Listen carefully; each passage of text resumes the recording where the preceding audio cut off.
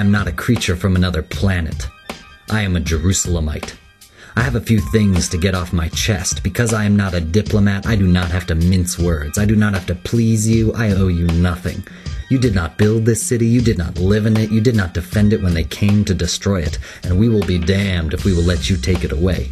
There was a Jerusalem before there was a New York. When Berlin, Moscow, London, and Paris were forest and swamp, there was a thriving Jewish community here. It gave something to the world. A humane, moral code. Here the prophets walked, their words flashing like forked lightning. Here are people who wanted nothing more than to be left alone, fought and died on the battlements, and finally led away into captivity, swore that before they forgot Jerusalem, they would see their tongues cleave to their palates, their right arms wither. For 2 pain-filled millennia we prayed daily to return to this city. On every Yom Kippur and Passover we fervently voiced the hope that next year would find us in Jerusalem. Your inquisitions, pogroms, expulsions, the ghettos into which you jammed us, your forced baptisms, your genteel anti-Semitism, and the final unspeakable horror, the Holocaust, and worse, your terrifying disinterest in it. All these have not broken us. Do you think that you can break us now?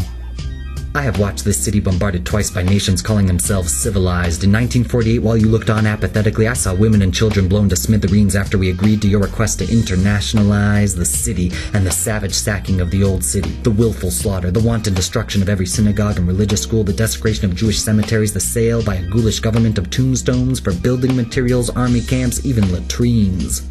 And you never said a word. You never breathed the slightest protest when the Jordanians shut off the holiest of our places, the Western Wall. Not a murmur came from you whenever the legionnaires opened fire upon our citizens from behind the walls. And 20 years later, when the Arabs unleashed a savage, unprovoked bombardment of the Holy City again, did any of you do anything? The only time you came to life was when the city was at last reunited. Then you wrung your hands and spoke loftily of justice and the need for turning the other cheek. For the first time since the year 70, there is now complete religious freedom for all in Jerusalem. For the first time since the Romans put a torch to the temple, everyone has equal rights. We loathe the sword, but it was you who forced us to take it up. We crave peace, but we are not going back to the peace of 1948 as you would like us to. We are home. It has a lovely sound for a nation you have willed to wander over the face of the globe. We are not leaving.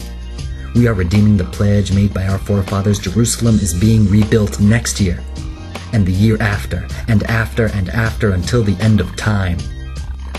In Jerusalem.